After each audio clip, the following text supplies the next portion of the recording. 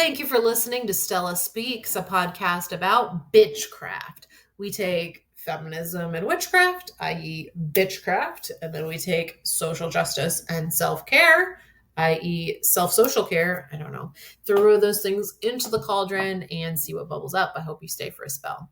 Today's podcast is about the question, do you actually do spells? So I'm going to answer that question and I'll take Q&A at the end. Before we proceed, it's important for me to take just a moment to acknowledge I currently live on ancestral land that is illegally occupied by me, by many others. We are on the land of the Erie, the Kaskaskia, and the Mississauga people here in Northeast Ohio near the lake. I went into a little bit about the indigenous history of the area in a previous podcast. If you want more information, like a full land acknowledgement, listen to the April 20th episode. It's titled Listen First, Declutter Your Witchcraft Introduction. About 5 minutes into that episode, I talk in some depth about those groups of people and their history with this area. I'm also going to put in the show description a link for you where you can look into indigenous peoples of your land, where you live, where you occupy, and kind of see the indigenous history of that area. My hope always being that then you'll work in solidarity with those people for movements like land back and food sovereignty and tribal sovereignty that are really under attack right now in the Supreme Court, but in other ways as well. So the question, do you actually do spells? This one came up in a Podbean Live a while back, and I just have to give you the short answer, which is yes, I do spells. And I guess the episode could be empty and over right there, but there's a whole lot to talk about. So over the course of the podcast, we're going to demystify the practice of spell work, delve into some intricacies about it, gathering ingredients, casting circles, working with deities, and then we'll kind of bring it back to the themes of feminism and self-care. So let's grab your cauldron and let's go. So do you actually do spells? Yes, a resounding yes. Spell work is tangible, transformative practice. But let's clarify some misconceptions. So spells are not. So when people ask, do you really do spells? Sometimes I think they're asking, do you supernaturally move objects around the room with your mind? Do you utter a simple curse phrase that causes a harm and someone drops dead immediately? Like, no, real magic is far more nuanced than that and more beautiful than that, than what's portrayed in like movies or novels. As magical practitioners, we recognize that spell work isn't just about gaining control over others or causing harm. It's about harnessing energy, setting intentions, working with the natural forces of the universe to create change. Spells usually aren't quick fixes or shortcuts, but more like a tool for personal growth, healing, and manifestation. A way to open up the universe to work in your favor a little bit.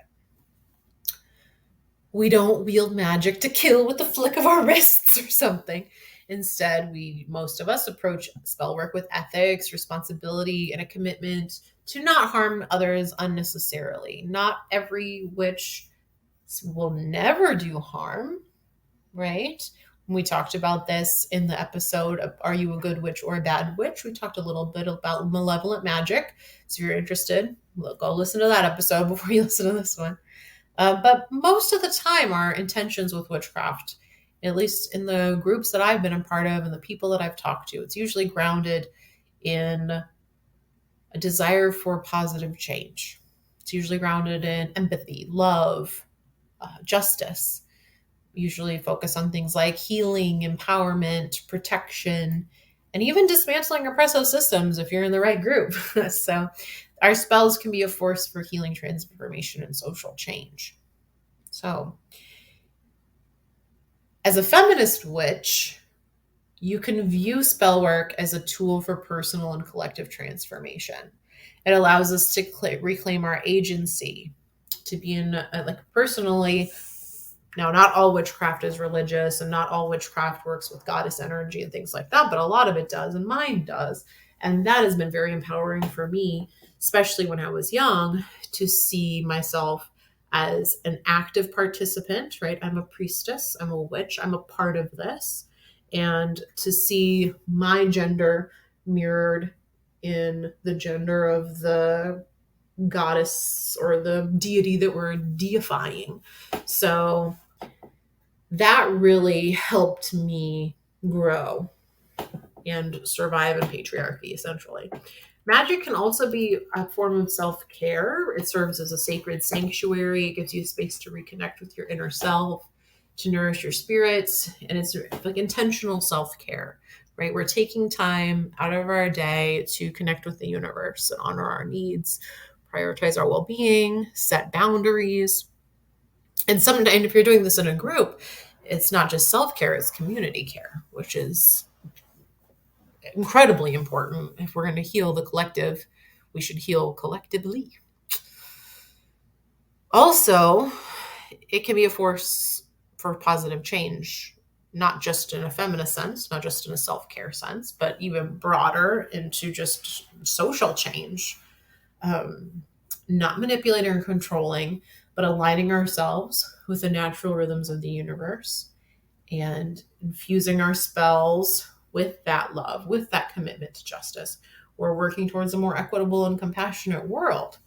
So, yes, I do spells, but no, I don't just, go cuppus liftus and then like a cup flies in the air. Like, no, I don't do that. And that doesn't actually work. But witchcraft is real. It is a spiritual practice. It is a personal discipline. It's a way of connecting with the universe and yourself and just really having a sacred experience on this beautiful planet, which we embody and we live on. So, one thing that I think is interesting to talk about that is like, okay, then what is a spell? So you're saying you do spells, but they're not like the ones in the movies. Then what are they like? Okay. So a spell, the easiest way to describe it, and this is kind of maybe a lazy way, but I would say that a spell, a quick and easy way to say it is a spell is prayer with props. Now, not all witches really pray. Like you can do a spell that doesn't involve any gods in it. But prayer, if we can expand our understanding of the word prayer beyond just talking to gods, right? Setting intentions, making a petition to universal energy, to your deeper self, or some other being or way of being, is that could be a prayer too. Can't that be a prayer? It doesn't have to be just talking to gods. So a prayer with props. Now that's kind of also a lie because you can do witchcraft without props, but a lot of times we do witchcraft with props. So that's one way that I would describe it, just very briefly, to somebody who is asking about witchcraft for the very first time. I would say it's prayer with props. It's prayer with props. You could also say that it is prayer with focused energy. So instead of just saying words to the divine, we direct our energy in and through the universe through various means. So what would those means look like? They could look like a whole lot of things. I've got a whole shelf full of books with spells and rituals and instructions for how to write your own, and they're all a little bit different. But what it can look like,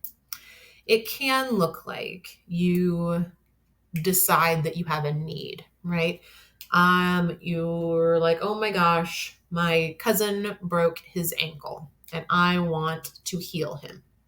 So you have that need. Then you can construct the spell around that need. That might include cleansing yourself, cleansing your cousin, cleansing the room you're going to do the work.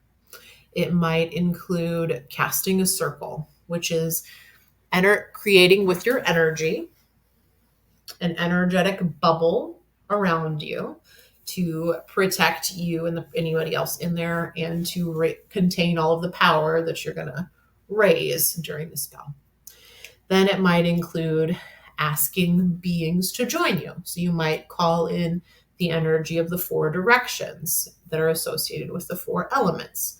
So you might call in air at the east, fire at the south, water at the west, and earth at the north. You could do that.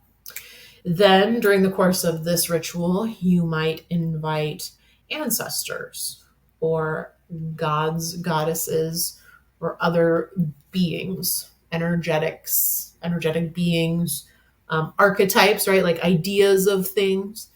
And you could invoke what's called invoke, which is just like call them in, right? You could ask them to show up. So you could say, hey, Mercury, can you come and hang out with us while we work to heal? Because you're like a god who does healing stuff, so come to the spell. We wouldn't say it like that, but that's essentially what you're doing. So all of that is optional but useful setup. The spell itself is some sort of action. So this is often done what's called sympathetic magic, or you could say maybe symbolic magic, where you do something to an object and that object represents the target of the spell. So you can make a little dolly that looks like your cousin, and then that dolly has a broken foot or ankle or whatever I said at the beginning of this example, and then in ritual you sew it up. Or you could light a candle, and that when you can say, as I light this candle, the flame ignites bursts of healing energy to my cousin so-and-so. You could do energy work like Reiki. I've never done Reiki in a Wiccan or witchcraft circle, but I think it's allowed. You could chant, you can sing, you can dance. Those are very common ways of raising energy. You think about that. I don't know how much of I was about to call it a stereotype, but of witches dancing around a fire. But I've done that many times, so I don't think that's stereotypical. But dancing is one way. Having sex is another way. There are lots of ways of raising power.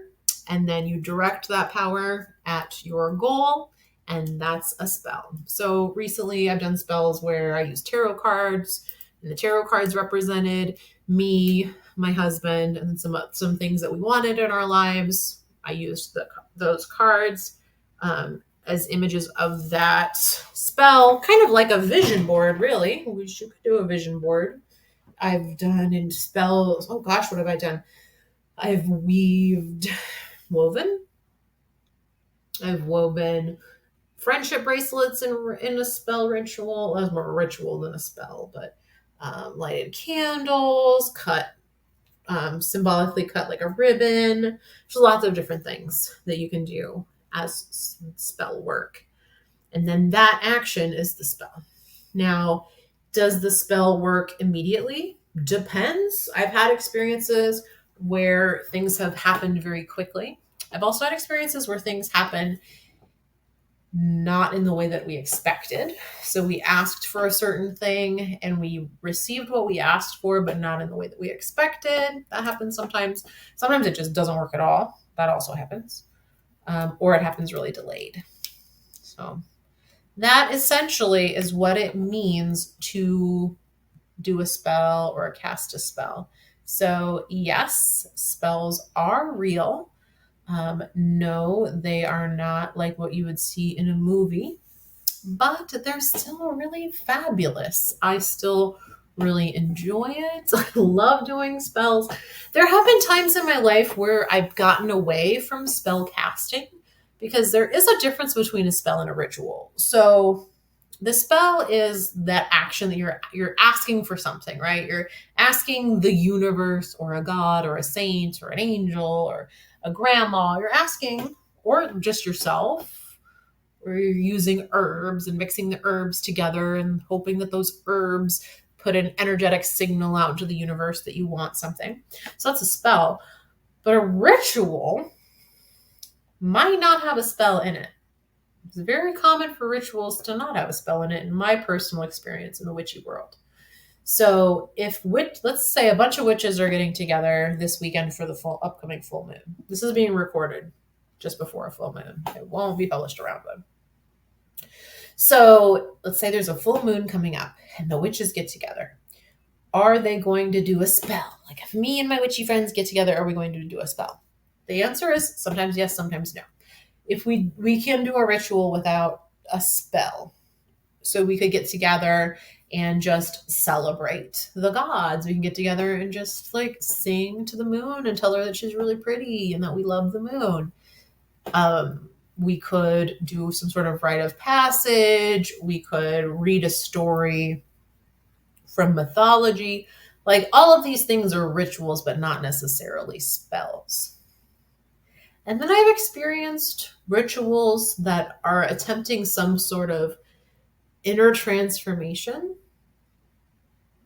it's not quite a spell, but it's more transformative than a ritual in a practical sense. And so sometimes those dance on the edge of, is it a ritual or is it a spell? But yes, we do spells.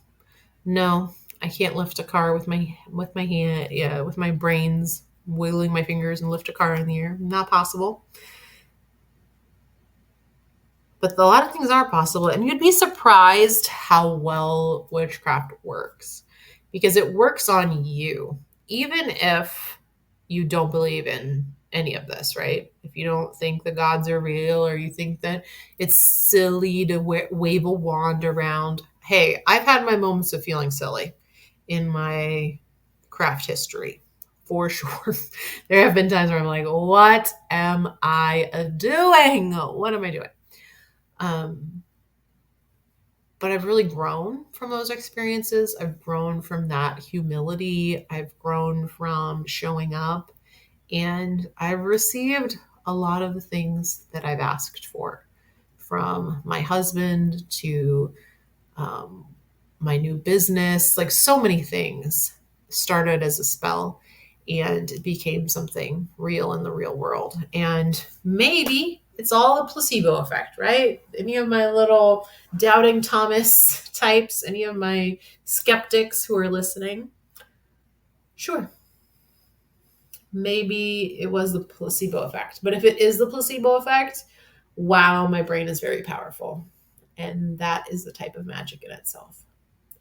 So I briefly looked through the tabs here, and I'm not seeing any specific questions that I'm not planning on addressing later. So I'm going to go ahead and end the episode. Thank you so much for listening to Stella Speaks. You can find me on patreon.com/Stella Speaks Up.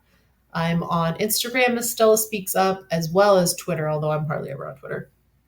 I do post to the Facebook page. There's a Stella Speaks Up Facebook page. And if you happen to be on the live call right now, you get to see Wittershins, who is my sweet, stripy little witchy boy. So thanks again for listening. I'll see you.